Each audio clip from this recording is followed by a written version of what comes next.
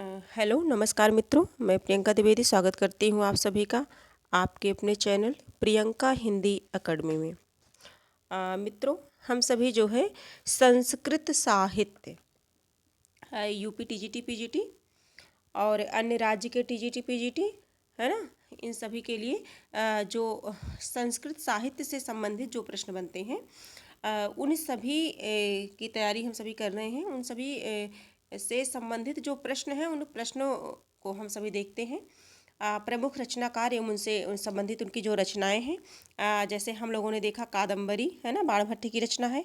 और जैसे अप्पय दीक्षित की रचना कुवलयानंद है। और धनंजय की रचना 10 रूपक है ना। और इसी प्रकार से जैसे आनंदवर्धन है तो ध्वनि संप्रदाय के हैं। इन सब प्रश्नों को हम लोगों ने देख लिया था, इन सब के बारे में चर्चा हम लोगों ने कर ली है। और इसके साथ साथ जैसे उज्ज्वल नीलमणि रचना है, ये रूप गोस्वामी की है। और गीत गोविंद जयदेव की है।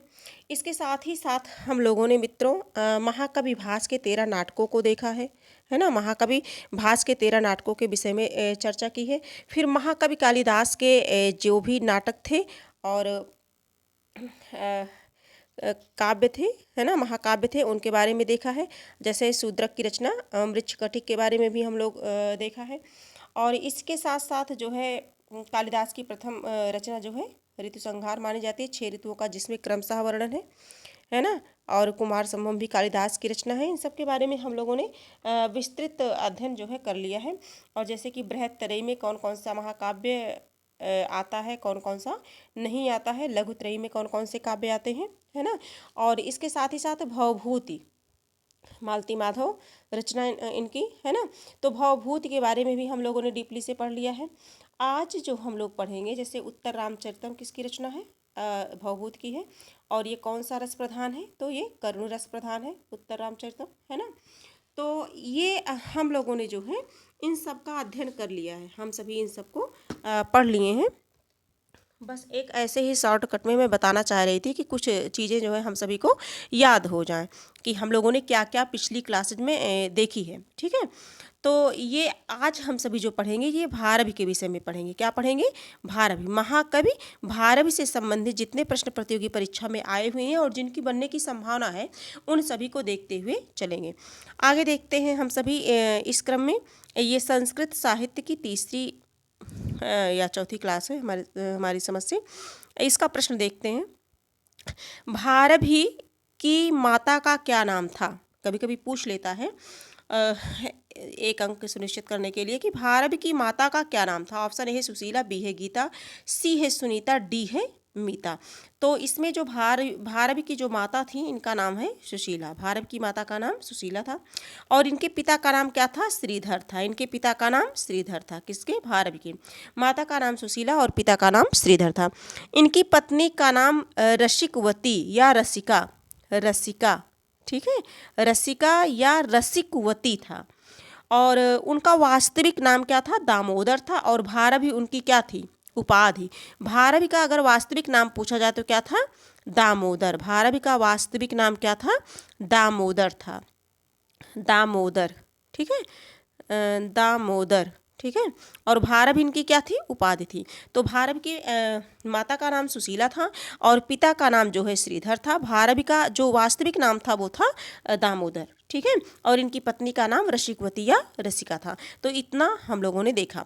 आगे देखेंगे जो प्रश्न है हमारा, निम्नलिखित में से कौन कवि अर्थ गौरव के लिए प्रसिद्ध हैं? ऑप्शन ए है भारवी, बी है भास, और सी है हमारा कालिदास, और डी है श्रीहर्ष। तो जो है किसके लिए? अर्थ गौरव के लिए। तो जो अर्थ गौरव के लिए जाने जाते हैं वो जाने जाते हैं भारवी। अर्थ गौरव के लिए कौन जाना जाता है? भारवी, जिनके बारे में हम सभी पढ़ रहे हैं, ठीक है। इनका वास्तविक नाम क्या था? दामोदर। माता का नाम सुशीला, पिता का नाम श्रीधर, ठीक। इनसे संबंधित जो तथ्य हैं इन्हें देख लेते हैं, इनसे प्रश्न बन सकते हैं। महाकवि भारवी अर्थ गौरव शैली के प्रवर्तक माने जाते हैं। भारवी के महाकाव्य का सर्वश्रेष्ठ वैशिष्ट्य उनका अर्थ गांभीर्य है, जिसका तात्पर्य है अल्प शब्दों में प्रभूत अर्थ का सन्निवेश, है ना, कम शब्दों में। अल्प शब्दों में। इसीलिए यह कथन युक्ति संगत है। उपमा कालिदासस्य भारवे अर्थ गौरवम, भारवी अर्थ गौरव के लिए और उपमा के लिए कालिदास। और अगला क्या है, दंडिना पद लालित्यम माघे संति त्रयो गुणा, माघे संति त्रयो गुणा। और जो है पद लालित्य के लिए दंडी और माघ में इन तीनों गुण पाया जाता है। ठीक है, इसीलिए यह युक्ति, इसमें युक्ति संगत है ये। आगे देखते हैं, सहसा विदधीत ना क्रियाम, इस सूक्ति से युक्त रचना है। ऑप्शन ए है शिशुपालवध, बी है किरातार्जुनीयम, सी है नैषधीय चरितम, डी है कुमार संभवम। ठीक है, 3 नंबर का जो प्रश्न है हमारा, इसका जो करेक्ट आंसर है वो हो जाएगा किरातार्जुनीयम। क्या हो जाएगा, किरातार्जुनीयम। और ये है बी में है, ऑप्शन बी में है किरातार्जुनीयम करेक्ट हो जाएगा हमारा। सहसा विदधीत ना क्रियाम, मतलब सहसा मतलब अचानक कार्य ना करें, किसी भी कार्य को अचानक नहीं करना चाहिए, है ना। इसमें जो है महाकवि भारवी कृति है जो किरातार्जुनीयम रचना किसकी है, भारवी की है। महाकाव्य के द्वितीय सर्ग का 30वां श्लोक है ये, द्वितीय सर्ग का, किस सर्ग का, द्वितीय सर्ग का। किरातार्जुनीयम जो महाकाव्य है किरातार्जुनीयम, इसका जो द्वितीय सर्ग है, इसका 30वां जो श्लोक है हमारा, ये वही है। ठीक है, और यह भारवी का अति प्रिय श्लोक था, उन्होंने अपने शयन कक्ष में इसे लगा रखा था। ठीक, ऐसे भी प्रश्न बन सकता है कि भारवी का कौन सा प्रिय श्लोक है, दे दिया जाए, है ना। ऐसे तो सहसा विदधीत ना क्रियाम, अचानक कोई कार्य नहीं करना चाहिए। ठीक, 4 नंबर का जो प्रश्न है हमारा, हम सभी देखते हैं।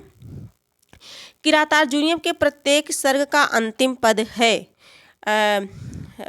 ऑप्शन ए है लक्ष्मी, बी है विभु, सी है शिव, डी है श्री, है ना। तो किरातार्जुनीयम के प्रत्येक सर्ग का जो अंतिम पद है वो है लक्ष्मी। क्या है, लक्ष्मी है। करेक्ट आंसर हमारा ए हो जाएगा, हमारा जो सही है वो ए हो जाएगा। क्या है, लक्ष्मी है। ये पढ़ लेते हैं, ये पढ़ना जरूरी है हम सभी को। किरातार्जुनीयम महाकवि भारवी प्रणीत एक महाकाव्य है। इसमें कुल 18 सर्ग और 1040 श्लोक हैं, 1040 श्लोक हैं। इसकी कथावस्तु को महाभारत के वन पर्व से लिया गया है। किरातार्जुनीयम का प्रारंभ महाराज युधिष्ठिर द्वारा भेजे गए एक गुप्तचर के आगमन से प्रारंभ होता है, जो कि ब्रह्मचारी वेश धारण किए हुए हैं। इसमें अर्जुन और किरात वेशधारी शिव के बीच युद्ध का वर्णन है। अंततोगत्वा शिव प्रसन्न होकर अर्जुन को पाशुपत अस्त्र प्रदान करते हैं। शिव प्रसन्न होकर के किसको पाशुपत अस्त्र प्रदान करते हैं, तो अर्जुन को। ये प्रश्न बनता है। वस्तुतः भारवी संस्कृत काव्यों में रीति शैली के जन्मदाता हैं। इस ग्रंथ के प्रारंभ में श्री शब्द तथा प्रत्येक सर्ग के अंत में लक्ष्मी शब्द का प्रयोग इसकी प्रमुख विशेषता है। ठीक है, प्रारंभ में क्या है, श्री शब्द है और अंत में क्या है, लक्ष्मी शब्द है। प्रारंभ में श्री और अंत में लक्ष्मी शब्द है। आगे देखते हैं, इनमें से कौन सी रचना भारवी की है। प्रश्न संख्या 5 है हमारा। ऑप्शन ए है अभिज्ञान शाकुंतलम, ये तो कालिदास की है। रघुवंशम, है ना। सी है 10 कुमार चरितम, दंडी की है। किरातार्जुनीयम, अभिज्ञान शाकुंतलम और रघुवंशम, ये किसकी रचनाएं हैं, कालिदास की हैं। 10 कुमार चरितम दासे दंडी, दासे 10 कुमार चरित, तो ये तो दंडी की हो गई। बच्ची क्या, किरातार्जुनीयम। किरातार्जुनीयम क्या है, किसकी रचना है, भारवी की रचना है। और अभी बताया गया कि इसमें कितने सर्ग हैं, 18 सर्ग हैं। ठीक है, इसमें 18 सर्ग हैं। आगे देखते हैं हम सभी। किरातार्जुनीयम के रचनाकार हैं। ऑप्शन ए है राजशेखर, बी है श्रीहर्ष, सी है भारवी, डी है माघ। तो हमारा करेक्ट आंसर हो जाएगा भारवी, है ना। और आज का टॉपिक भी हम सभी भारवी से ही प्रश्न लिए हैं। तो किरातार्जुनीयम के रचनाकार क्या हैं, भारवी हैं। कौन है, भारवी हैं। आगे देखते हैं 7 नंबर का जो प्रश्न बन रहा है हमारा, देखेंगे। निम्नलिखित में से कौन सी भारवी द्वारा रचित है, मतलब कौन सी रचना ऐसी है जो भारवी द्वारा रचित है। ऑप्शन है शिशुपालवध, बी है कुमार संभवम, सी है किरातार्जुनीयम, डी है नैषधीय चरितम।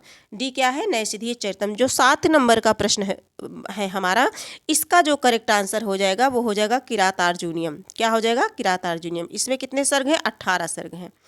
भारवी द्वारा रचित किरातार्जुनीयम का प्रधान रस है। ऑप्शन ए है करुण रस, बी है श्रृंगार रस, ऑप्शन ए है वीर रस, क्षमा चाहूंगी, बी है श्रृंगार रस, सी है करुण रस, डी है शांत रस। 8 नंबर का जो प्रश्न है हमारा, भारवी द्वारा रचित किरातार्जुनीयम का जो प्रधान रस है वो है वीर रस है। क्या है? वीर रस है। और आगे देखेंगे, किस कवि की वाणी नारिकेल फल के समान है? अच्छे अच्छे प्रश्न है ये। किस कवि की वाणी नारिकेल फल के समान है? 9 नंबर, प्रश्न संख्या 9। घट कर पर भर्तहरि, सी कालिदास है, डी भारवी है हमारा। तो 9 नंबर का जो प्रश्न है इसका करेक्ट आंसर है भारवी। करेक्ट आंसर क्या हो जाएगा? डी, भारवी हो जाएगा, है ना। पढ़ लेते हैं तथ्यों को। प्रसिद्ध टीकाकार मल्लिनाथ ने भारवी की रचना की उपमा नारियल के फल से की है। किसने की है? मल्लिनाथ ने। किसकी रचना को की है? भारवी की रचना को। किसकी उपमा दी है? नारियल के फल से की है, जो ऊपर से कठोर है किंतु अंदर से क्या है? कोमल और सरस है। इस आधार पर कहा जा सकता है कि भारवी की वाणी नारिकेल फल के समान है। इसने कहा है? टीकाकार मल्लिनाथ ने कहा है। तो किसकी वाणी को कहा गया है? भारवी की। करेक्ट आंसर हमारा क्या हो जाएगा? डी हो जाएगा। तो भारवी से, महाकवि भारवी से जितने इंपॉर्टेंट प्रश्न थे, जितने बने हुए हैं, उन सभी को देखा।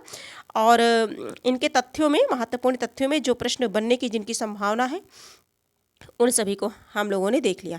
तो आज भारवी से संबंधित प्रश्न कंप्लीट हो गया। अब हम सभी देखते हैं माघ, है ना, महाकवि माघ, ये भी बहुत इंपॉर्टेंट है। इनका पहला प्रश्न है, काव्य रचना की दृष्टि से महाकवि माघ किन 3 गुणों से विभूषित स्वीकार किए जाते हैं? ऑप्शन ए है सत्वरजतम, बी है ओज प्रसाद माधुर्य, सी है उपमा अर्थगौरव पदलालित्य, डी है गौड़ी वैदर्भी और पांचाली। तो जैसा कि देखते हैं, एलटी ग्रेड परीक्षा 2018 में प्रश्न बना था, पीजीटी परीक्षा 2004 में ये प्रश्न बना था, फिर से ये रिपीट हुआ है ना। इसलिए हम लोगों को पीवाईक्यू देखना बहुत ज़रूरी हो जाता है। तो किसके लिए?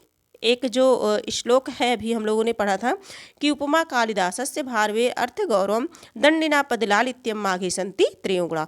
तो उपमा, अर्थ गौरव और पदलालित्य, इन तीनों के लिए जाने जाते हैं, इन तीनों के लिए। तो करेक्ट आंसर हमारा क्या हो जाएगा? सी हो जाएगा। ठीक है, अगला देखते हैं। ये देखिए दिया भी गया है, सरलता के लिए फिर से पढ़ दिया जा रहा है। महाकवि माघ द्वारा प्रणीत शिशुपालवध बृहत्त्रयी के अंतर्गत द्वितीय रत्न है। यह महाभारत के सभा पर्व से लिया गया है। काव्य रचना की दृष्टि से महाकवि माघ उपमा, अर्थगौरव तथा पदलालित्य तीनों गुणों से विभूषित स्वीकार किए जाते हैं। इसीलिए यह कथन है, उपमा कालिदासस्य भारवेर अर्थगौरवम तण्डिना पदलालित्यम माघे सन्ति त्रयोगुणा।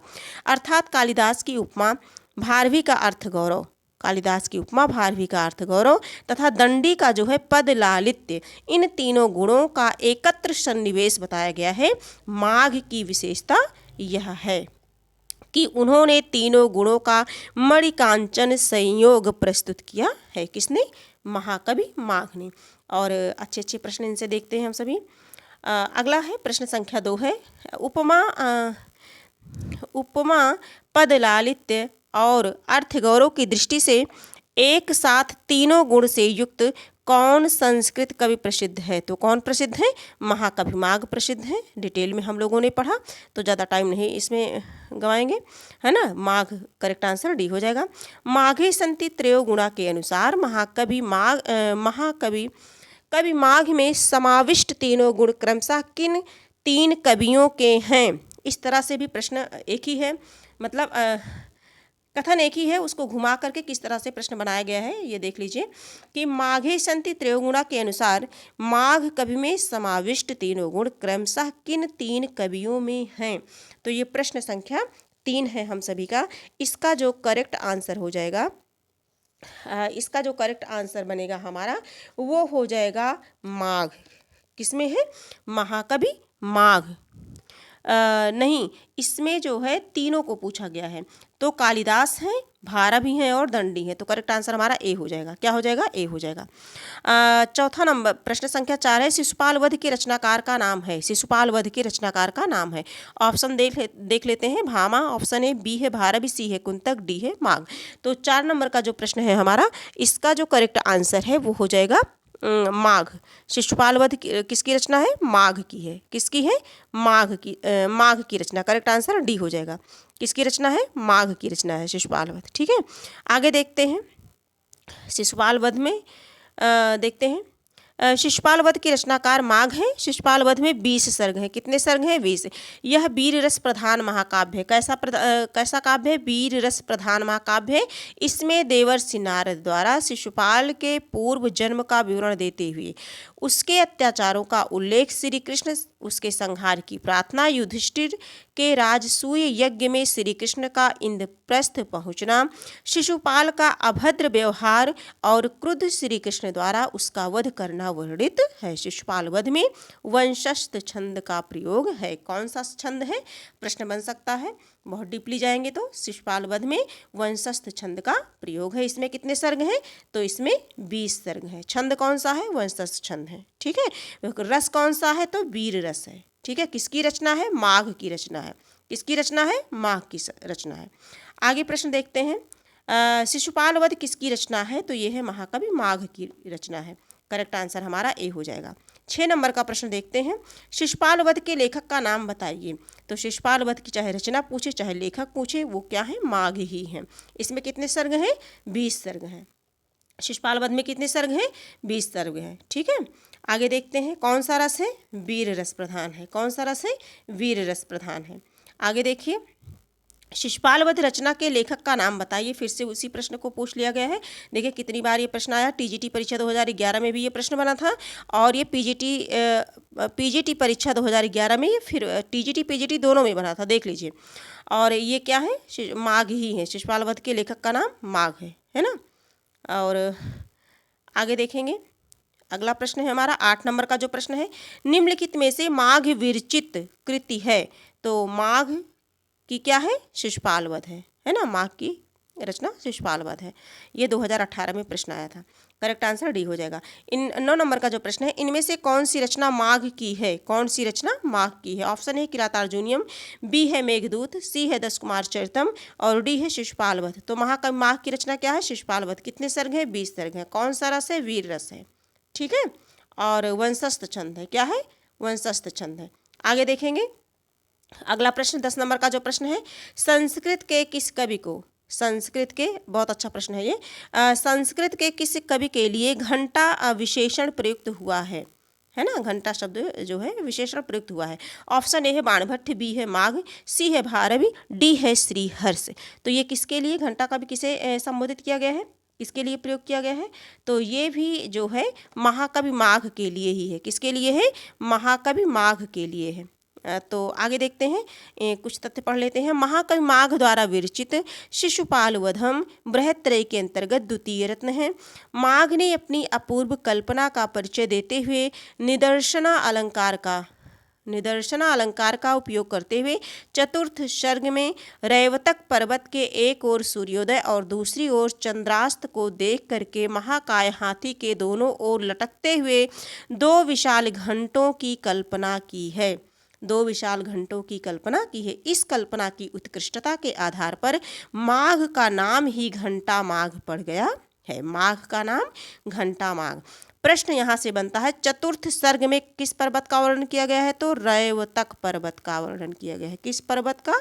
रैवतक पर्वत का। शिशुपाल वध बृहत्त्रयी के द्वितीय रत्न है। क्या है? बृहत्त्रयी का द्वितीय रत्न है। तो इस प्रकार से हम लोगों ने शिशुपाल वध, महाकवि माघ की जो रचना शिशुपाल वध है, महाकवि माघ से संबंधित 10 प्रश्नों को हम लोगों ने देखा, और उनके आसपास जिन प्रश्नों के बनने की संभावना थी उनको महत्वपूर्ण तथ्यों के अंतर्गत देखा। अब आज की क्लास से यही है, इन्हीं जो है 19-20 प्रश्नों के साथ हैं। और अब फिर जब हम सभी मिलेंगे क्लास में तो वो होगी दंडी से संबंधित, है ना। दंडी, आचार्य दंडी से संबंधित जो प्रश्न हैं उनकी चर्चा करेंगे हम सभी। चाहे तो आप सभी जो है ये पढ़ सकते हैं पहले से। और मम्मट और विश्वनाथ, दंडी, मम्मट और विश्वनाथ। दंडी तो दिख ही रहे हैं सामने, और मम्मट का नाम भी आप लोगों ने सुना होगा। मम्मट और विश्वनाथ, आचार्य विश्वनाथ के विषय में हम सभी क्या करेंगे? चर्चा करेंगे, इनसे संबंधित प्रश्नों को देखेंगे। तो आज हम लोगों ने बहुत कुछ सीखा, और आचार्य जो है महाकवि माघ और और किसके बारे में?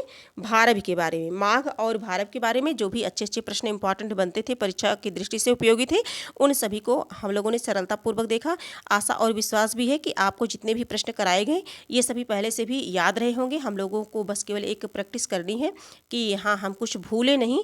बाकी अगर जिनको नहीं भी याद है वो हमारी यही आशा है कि वो क्लास में याद हो गई होगी।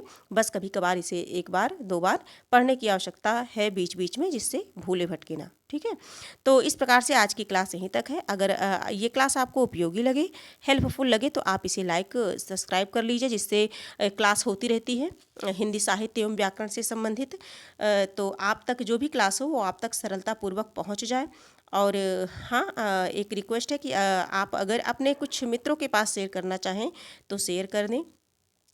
और एक सूचना देना चाहूँगी कि जैसे अगर जो भी विद्यार्थी समीक्षा अधिकारी एवं सहायक समीक्षा अधिकारी RO ARO 2024 है ना, 2024 में जो परीक्षा होने वाली है, प्रारंभिक परीक्षा एवं मुख्य परीक्षा के अंतर्गत जो सामान्य हिंदी से प्रश्न बनते हैं उनकी भी क्लास इस चैनल के माध्यम से जो है संचालित की जाती है। तो पहले हम सभी टॉपिक वाइज पढ़ते हैं, एक एक टॉपिक को कवर करते हैं मूल पुस्तकों से।